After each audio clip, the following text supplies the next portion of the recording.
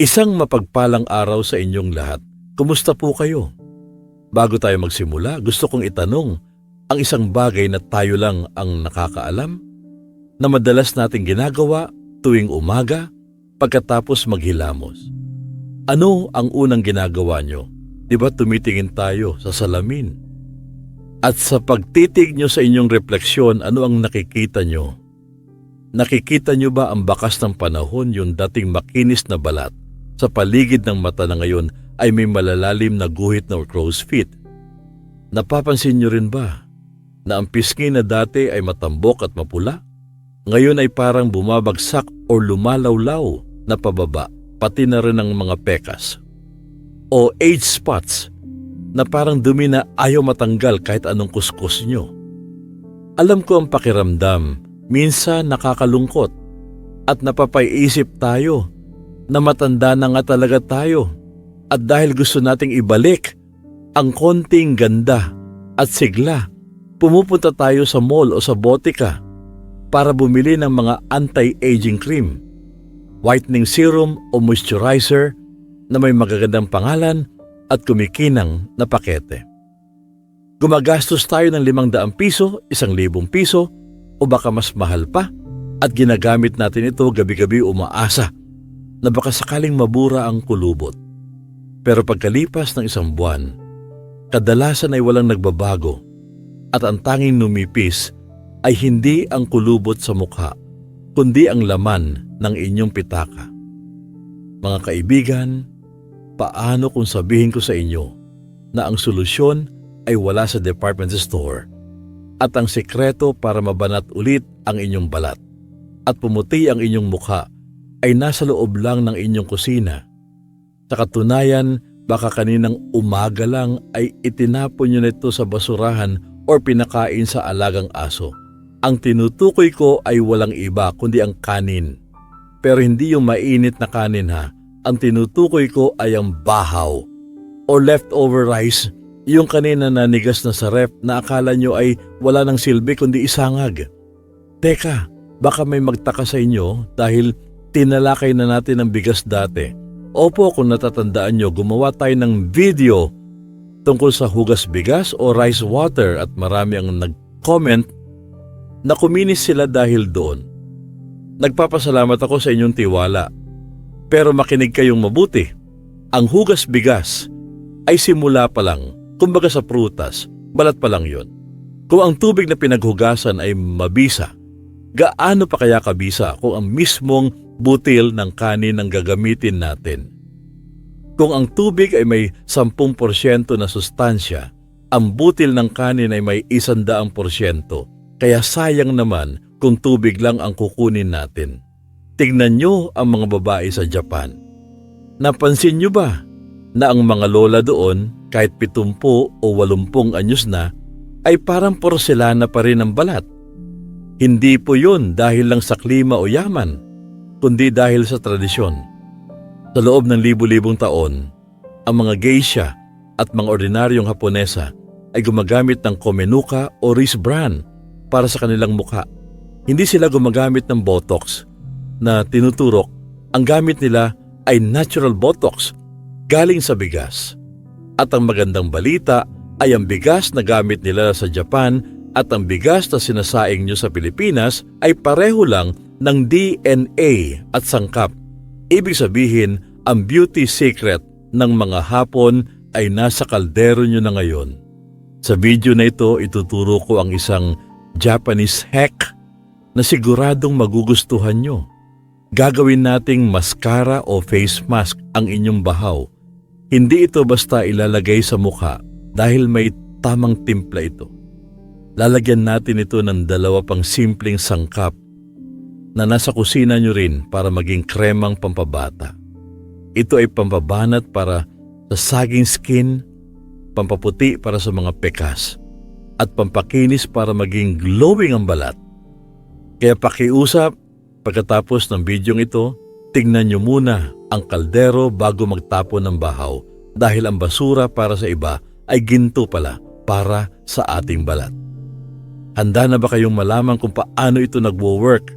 Huwag aalis Dahil sa susunod na bahagi ay hihimayin natin ang siyensya kung bakit may collagen effect ang simpleng kanin. Ngayon, dumako na tayo sa pinakaimportanteng tanong. Bakit nga ba bigas? Marahil iniisip ng iba sa inyo na ang kanin ay puro carbohydrates lang, pampataba at pampataas ng sugar. Kaya paano ito magiging gamot sa kulubot? Dito nagkakamali ang marami. Ang bigas ay hindi lang basta pagkain para sa tiyan, ito ay isang powerhouse ng nutrisyon para sa balat. Para maintindihan nyo kung paano ito nagpapabata, gagamit tayo ng isang simpleng analohiya. Isipin nyo ang inyong balat bilang isang pader o brick wall. Ang mga bricks o laryo ay ang inyong skin cells at ang nagdidikit sa kanila para hindi gumuho ay ang semento o mortar. Kapag bata pa tayo, matibay ang semento ng ating pader, kaya banat na banat ang ating mukha. Walang laylay at walang guhit. Pero habang tumatanda, unti-unting nauupod at nalulusaw ang sementong ito dahil sa araw, polusyon at edad. Kapag nawala ang semento, ano ang mangyayari sa laryo? Mag-uumpisa itong gumalaw, lumuwag at bumagsak. Iyan mismo ang sagging skin o lumalaylay na pisngi at wrinkles.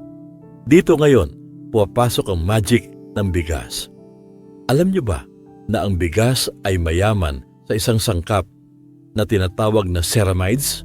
Ang ceramides ay ang natural na semento ng ating balat. Kapag naglagay kayo ng rice mask, para kayong nagpapalitada ulit ng semento sa inyong pader. Pinupuno nito ang mga puwang sa pagitan ng cells para bumalik ang pagkasiksik at pagkabanat ng inyong mukha. Bukod sa semento, may isa pang regalo ang bigas at ito ay ang inositol. Ito ay isang uri ng vitamin B na tinatawag ng mga scientists na growth factor. Ang trabaho nito ay pabilisin ang daloy ng dugo sa maliliit na ugat sa mukha at hikayati ng balat na gumawa ng bagong cells. Kaya mapapansin nyo, pagkatapos magmas ng bigas, may glow o kintab ang mukha. Hindi ito mukhang tuyot o dull. Ito ay dahil nabuhay ulit ang sirkulasyon ng dugo. At hindi lang yan, ang bigas ay mayaman din sa allantoin at ferulic acid.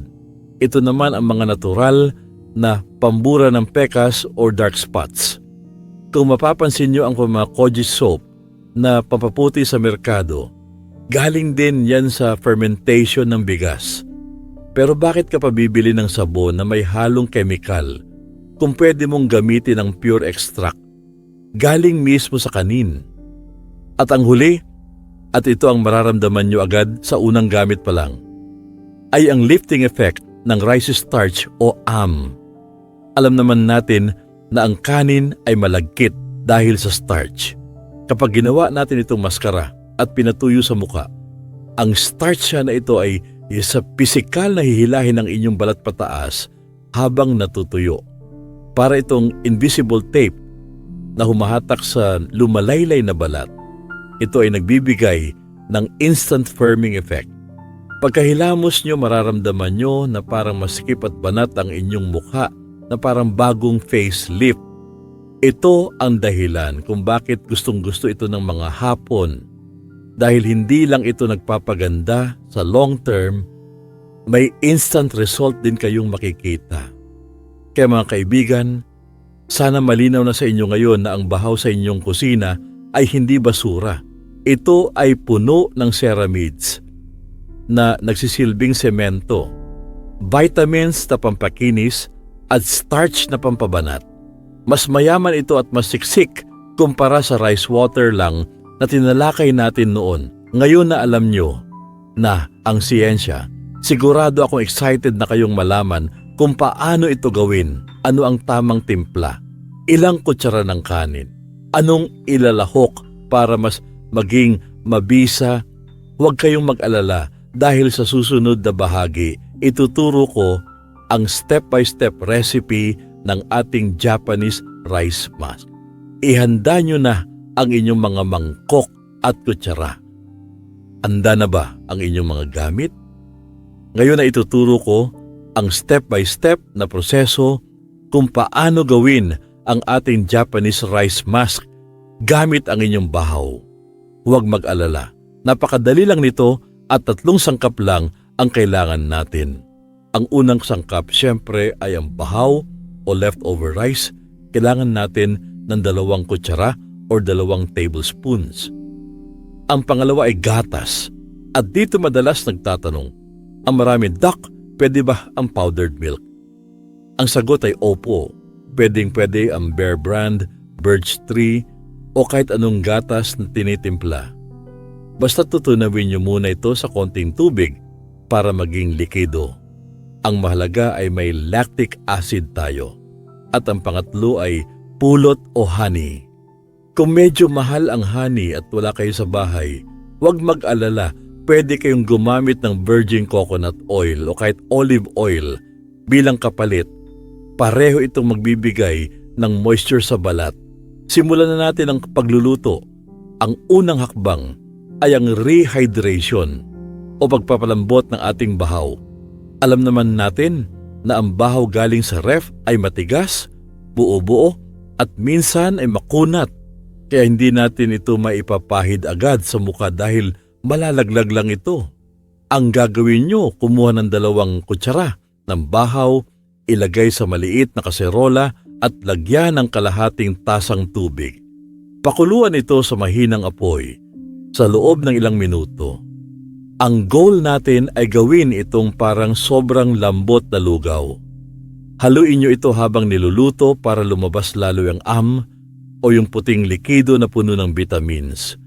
Kapag sobrang lambot na at halos durog na ang butil, patayin ang apoy at hayaan itong lumamig ng konti. Ito ang sekreto para maging creamy at smooth ang ating maskara.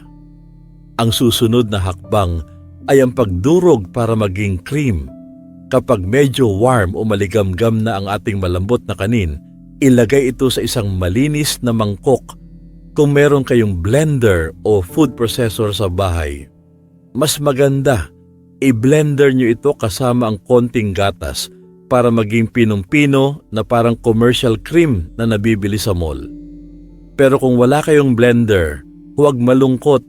Pwede itong gawin gamit ang tinidor o kutsara. Tiyaga lang sa pagdurog at pagmash hanggang sa mawala ang buo-buong butil. Isipin nyo na lang na habang dinudurog nyo ito, dinudurog nyo rin ang mga wrinkles sa inyong muka. Ayos lang kung may maliliit na butil na maiwan. Nagsisilbi itong scrub para matanggal ang dead skin cells. Ngayon, ihalo na natin ang ating mga secret ingredients para mabuo ang magic. Sa dinurog na kanin, dahan-dahang ibuhos ang 1 kutsara ng gatas. Haluin ng maigi. Ang gatas ay hindi lang pampalabnaw. Ito ay may natural na exfoliant na nagpapaputi ng balat. Pagkatapos ihalo ang 1 kutsarita ng honey o oil. Ang honey ay antibacterial. Kaya kung may pimples o acne kayo, papatayin nito ang bakterya habang pinapakinis ang balat. Haluin ang lahat ng sangkap, ang kanin, gatas at honey, hanggang sa makuha nyo ang tamang lapot. Dapat ay para itong lotion o toothpaste ang texture. Kung masyadong malabnaw, dagdagan ng onting kanin. Kung masyadong malapot at matigas, dagdagan ng onting gatas. Kayo na ang tumantya. At may isa pa akong pro tip para sa inyo. Huwag niyong itatapon ng sumobra. Ang mixture na ito ay pwedeng itago sa ref. Ilagay lang sa malinis na garapon o Tupperware na may takip. Tumatagal ito ng 3 hanggang 4 na araw sa loob ng ref. Sa katunayan, mas masarap itong gamitin kapag galing sa ref dahil malamig. Kapag ipinahid nyo ang cold rice mask sa mukha, agad-agad na sasarado ang inyong pores at mawawala ang pamamaga o puffiness ng mata sa umaga. Kaya sulit na sulit ang effort nyo sa paggawa dahil pang 1 linggong gamitan na ito. Tignan nyo ang inyong ginawa. Yan ang tinatawag nating fountain of youth na galing sa bahaw. Wala pang 20 pesos ang gastos nyo dyan. Pero ang epekto niyan ay kasing tindi ng mga mamahaling Korean mask o Japanese facial. Ngayon na meron na tayong magic cream at alam nyo na rin kung paano ito itago, ang tanong na lang ay paano ito gagamitin ng tama para makuha ang maximum effect. Ilang minuto ibababad at paano huhugasan para makuha ang glass skin effect. Sa susunod na bahagi, ituturo ko ang ritual ng paglalagay nito kasama na ang isang massage technique na ginagamit ng mga Haponesa para lalong mabanat yung pisngi at leeg. Ngayon na hawak nyo na ang ating magic cream, huwag basta-basta ipahid ito sa mukha na parang naghihilamos lang. Sayang ang effort kung mali ang application. Ang pagpapabata ay hindi lang sa kung ano ang nilalagay, kundi sa kung paano ito nilalagay. Ang unang rule bago mag-apply, siguraduhing malinis ang mukha. Maghilamos muna gamit ang maligamgam na tubig o warm water. Bakit mainit? Dahil gusto nating bumukas ang pores ng inyong balat. Isipin nyo na ang pores ay parang pinto. Kapag sarado ang pinto, hindi makakapasok ang bisita. Kapag naghilamos kayo ng warm water, binubuksan nyo ang pinto para tuloy-tuloy na makapasok ang vitamins ng bigas sa loob ng balat. Kapag tuyo na ang mukha, kumuha ng sapat na dami ng mask gamit ang daliri. Dito, napapasok ang ating anti-gravity technique. Tandaan nyo ito, ang kalaban natin ay gravity o ang paghatak ng lupa pababa. Kaya ang pagpahid natin ay dapat laging pataas. Magsimula sa leeg. Opo, sa leeg. Huwag na huwag kalimutan ang leeg. Dahil dyan unang nakikita ang edad. Pahiran ang leeg at himasin ito paitaas papunta sa panga. Pagkatapos sa pisngi himasin mula sa bibig papunta sa tenga. Sa noo, mula sa kilay papunta sa hairline. Laging upward strokes habang pinapahid nyo ito. Nagbibigay din kayo ng face massage na nagpapagising sa natutulog na collagen. Pagkatapos mapahiran ang buong mukha at leeg, ang susunod na gagawin ay ang pinakamadali pero pinakaimportante. Maghintay. Hayaan itong matuyo sa loob ng 20 hanggang 30 minuto. Habang tumatagal, may mararamdaman kayong kakaiba. Unti-unting maninigas ang maskara. Mararamdaman nyo na parang binabanat o hinihila ang inyong balat ng mahigpit.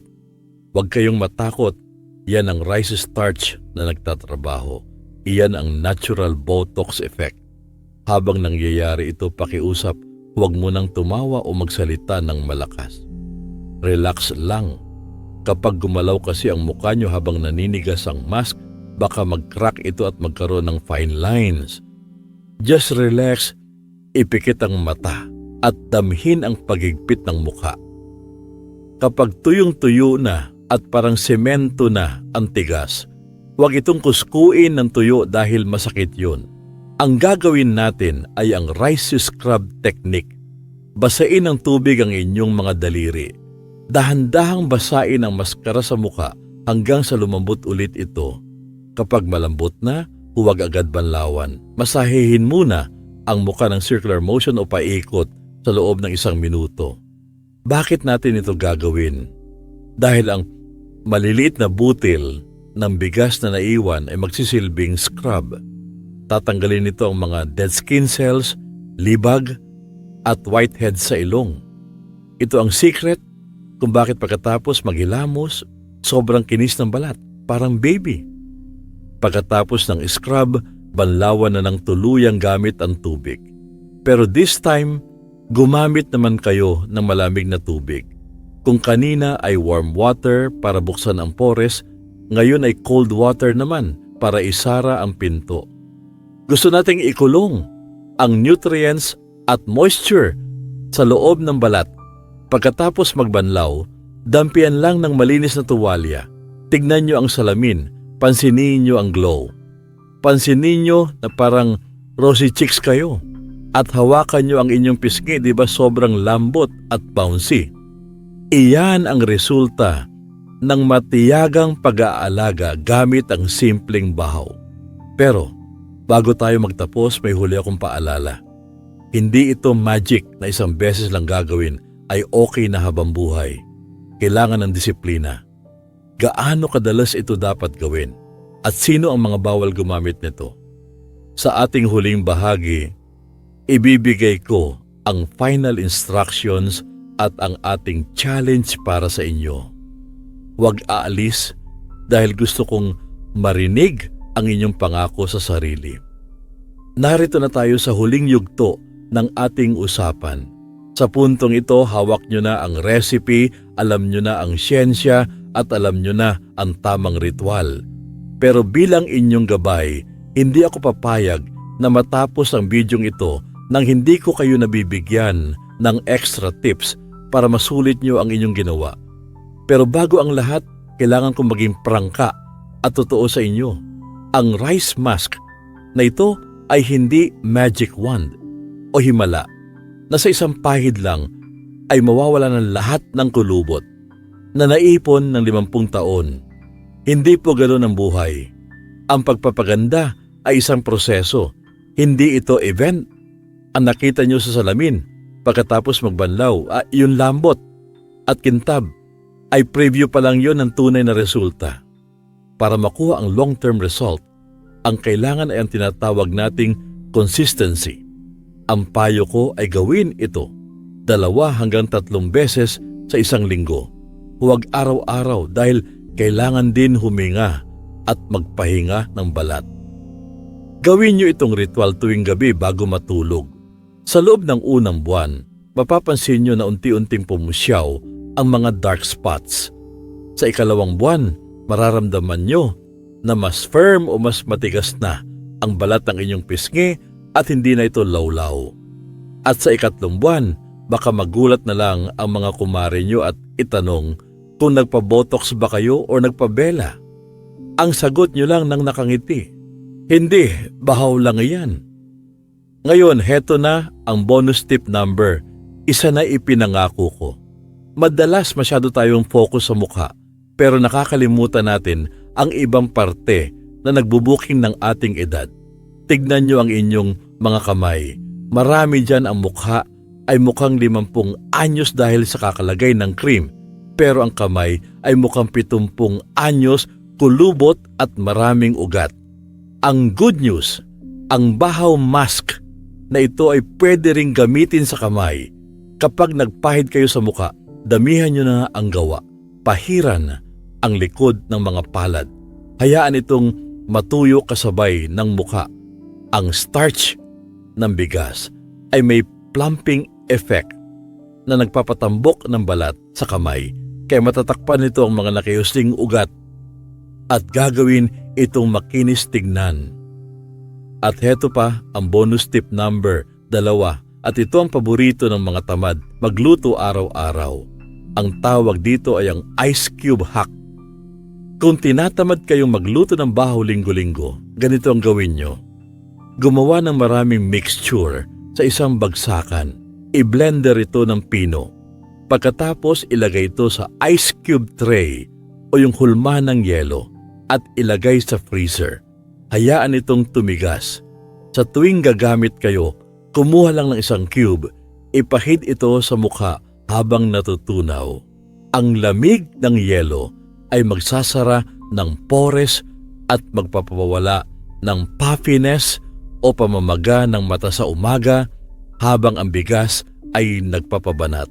Ito ay cryotherapy at rice mask in one. Napaka-convenient, di ba? Isang mahalagang paalala bago kayo sumubok. Kahit natural ang ating mga sangkap, may mga balat na sobrang sensitibo. Kaya bago ipahid sa buong mukha, gumawa muna ng patch test. Maglagay ng konting mixture sa likod ng inyong tenga o sa panga. Hayaan ng 10 minuto. Kung hindi namula or nangati, safe itong gamitin. Pero kung nakaramdam ng hapdi, huwag ituloy. Ibig sabihin ay hindi hiyang ang balat nyo sa gatas o honey. Laging unahin ang safety. Mga kaibigan, ang pag-aalaga sa sarili ay hindi vanity o kaartehan. Ito ay self-respect. Kahit tayo ay may edad na, deserve pa rin nating maramdaman na maganda tayo at presentable. Ang mukha natin ang ating kwento, ang ating kasaysayan. Walang masama kung gusto nating alisin ang konting gusot para maging maaliwalas ang ating kwento. Kaya wag manghinayang sa oras na ilalaan nyo sa paggawa nito. Ang 20 minutes na me time na ibibigay nyo sa sarili nyo ay malaking bagay para sa inyong mental health, confidence at kaligayahan. Kung handa na kayong subukan ang Japanese secret na ito, kung handa na kayong itapon ang mga mamahaling cream at bumalik sa natural, at kung susubukan nyo ang ice cube hack na tinuro ko, gusto kong hingin ang inyong commitment. Mag-iwan ng comment sa ibaba. Isang salita lang. Isang salita na naglalarawan ng pangarap nating balat. I-type ang salitang kinis. Uulitin ko, kinis. I-claim natin na sa tulong ng simpleng bahaw, babalik ang kinis at sigla ng ating mga mukha at kamay. Maraming salamat sa inyong oras at pakikinig. Tandaan, ang tunay na ganda ay nag-uumpisa sa pagmamahal sa sarili. At minsan, nagsisimula rin ito sa kusina. Ingatan ng balat para laging feeling bata. Mabuhay po kayong lahat.